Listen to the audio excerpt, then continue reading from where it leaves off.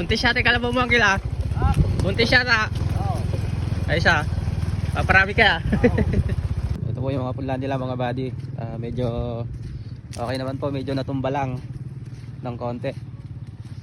Pero hindi po natin alam kung ano pang mangyayari dyan ngayon. Kasi ngayon pa lang pong araw. Ito po yung ibang punla nila, oh. Tumumba po. Sana po ay mag-recover naman itong mga punla. Ayan, oh, nakatumba na mga buddy. Sabay punla mo, Kyle.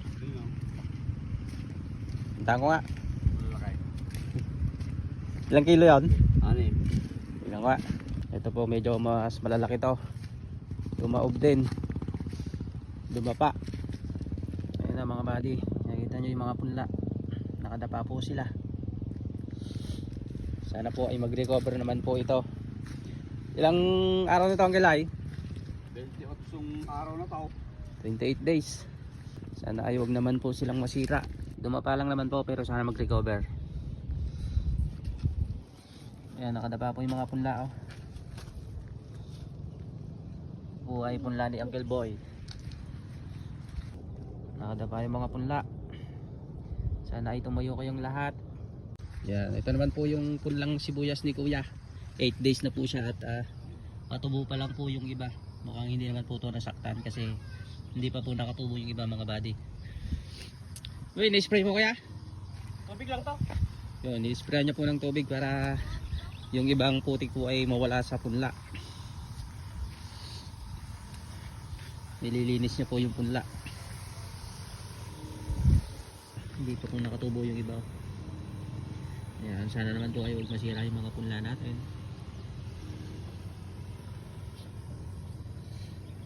Ilang kilo to Kuya? Ha? Ilang kilo? 2 media. 2 media. 2 kalate.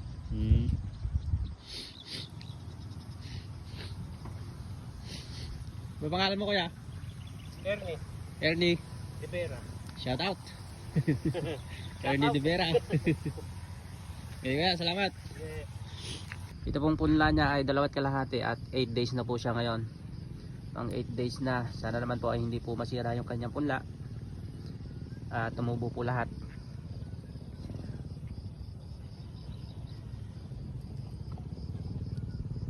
Yan, good morning sa inyo mga buddy. Ito po si Kuya Roger Sagat, nag-spray po ng kanyang sibuyas. Ano yung ni-spray mo Kuya? Detain saka konlang, saka burdan.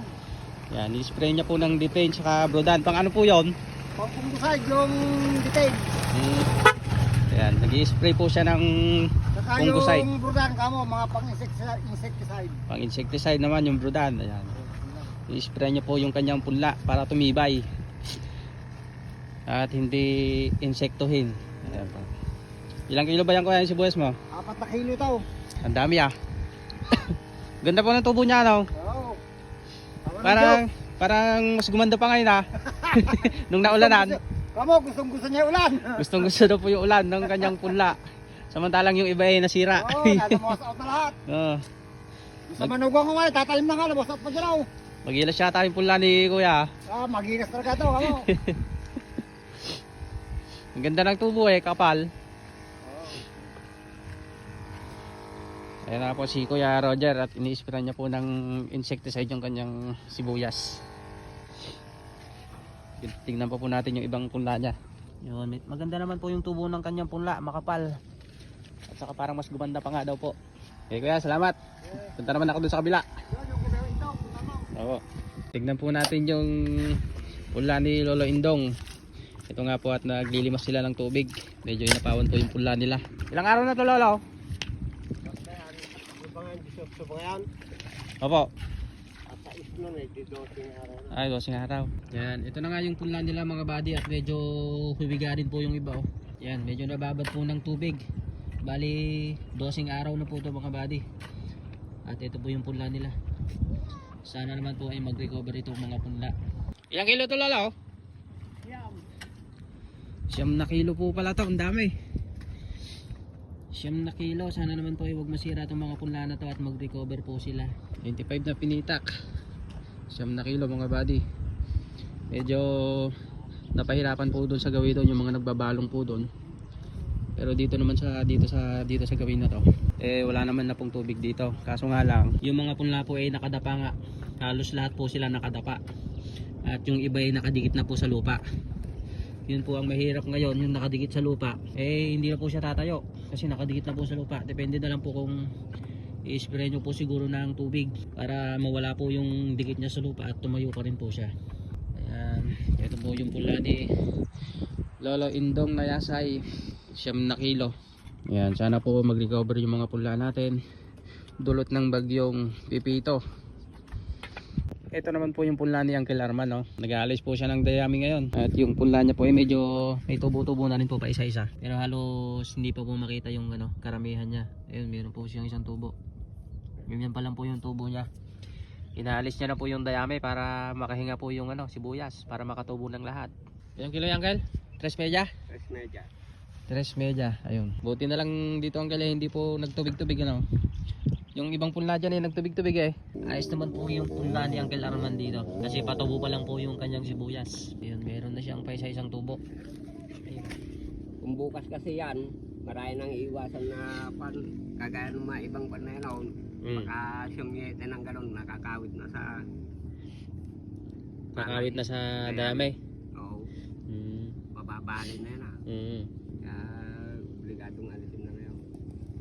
Kaya kagaya ng ibang mga bandyan nakaherping na. Okay. Kagaya na ito. Yung magdamag na yan, G7 na yan. Kung bukas palang alisin yan, Kakawit na. nakakawit na sa dayami. Ito naman punla na to kanino naman yan Ibang nyo, Ilang kilo yan? 6.1/4 yan. 6. Yan. Swerte pa rin at hindi naman nagtubig dito. Talagang yung tama lang ng ulan. Yun, maganda naman po yung punla nila dito mga buddy. Hindi ko po alam kung ilang days na to pero malalaki na po siya. Siguro mga 25 days, 30 days na po ito. Maganda na po pero medyo dumadapa lang po siya ng konti. Pero mas maganda po yung itsura nito kaysa sa ibang mga punla. Parang medyo hinawi lang po ng konti yung mga dahon niya. Yun, maganda naman po yung punla dito. Hindi naman po siya masyadong nasalanta. Hindi po tulad ng iba na inaanod po. Tsaka inapawan ng tubig yung mga punla nila. Dito po wala naman katubig-tubig dito. Medyo hinawi lang po yung mga dahon niya mga buddy. Hindi ko nga lang po alam kung kaninong sibuyas to mga buddy kasi wala po akong naabutan na tao dito. Siguro po nakauwi na sila. Ayun maganda yung punla dito mga buddy. Medyo nahukay-hukay lang po siya ng konti pero kabubuhay din naman po yan. Malalaki na rin itong mga punla na to mga buddy. Hindi ko po alam kung ilang days na to. Mga nasa 30 days na rin po siguro. Wala po kasi tayo mapagtanungan at wala po yung may-ari dito. Hindi natin nabutan pero parang kayo spray niya lang po ng fungicide dito sa kanyang sibuyas. Siguro mga nasa 5 kilo to. Medyo malong po Hindi lang, mga nasa 10 kilo po siguro. Maganda naman po yung punla niya dito mga buddy. At hindi naman po sila nasira. Medyo hinawi lang ng konti yung kanyang mga dahon. Okay, punta naman po tayo doon sa punla ng tatay ko. Kung ano naman pong itsura. Ito naman po yung kamote niya. Hindi niya pa inaani. Pero mga katapusan po siguro to. At ito, lumabas na yung laman mga buddy. Lumabas yung laman. Medyo maganda-ganda rin naman pala yung laman nitong kamote. Ang dami nang nakalabas na laman mga buddy. Mukhang nagpapaani na to. Malaki din naman po pala yung laman niya Ayan, ito na nga po yung punla ni tatay mga buddy. At nabuwal din po yung iba. Tsaka dumikit po yung iba sa lupa. Ayan, halos lahat po ng punla ay ganyan mga buddy. Ito po ay anong petsa na ba ngayon? Ang petsa po ngayon ay November 18 at 17 days na po siya mga buddy. Katatapos lang po ng bagyo. Ang oras po ngayon alas 7. At ito na po yung nangyari sa punla.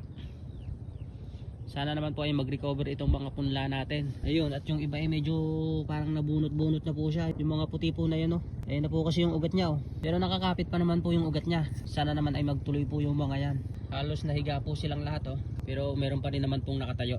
Parang maswerte pa rin po itong punla ni tatay kasi yung iba po kasi inaanod na yung punla tapos tinubig. Sana nga po hindi po sila masira. Sa kambo lang po kasi yan malalaman mga buddy kapag pagkalipas ng isang araw pa. Halimbawa ay umaraw tapos kinabukasan saka mo lang malalaman yung resulta ng mga punla kung ano na ba talaga ang mangyayari. Sa ngayon po kasi hindi pa natin nakita yan. Pagka naarawan po yan mga buddy, tapos kinabukasan, saka po natin malalaman kung anong resulta. Kung talagang hindi po ba sila maapektuhan ng bagyong Pipito. Ang oras ay alas 8:20 na mga buddy. At dahil dyan, syempre uwi na po kami at hindi pa po kami kumakain ng mga anak ko. Nagugutom na ba kayo? Papa! Kakain na tayo. Hanggang dito na lang muna mga buddy. Maraming salamat. Mag-ingat po tayong lahat. Hanggang sa muli. Bye! Bye-bye.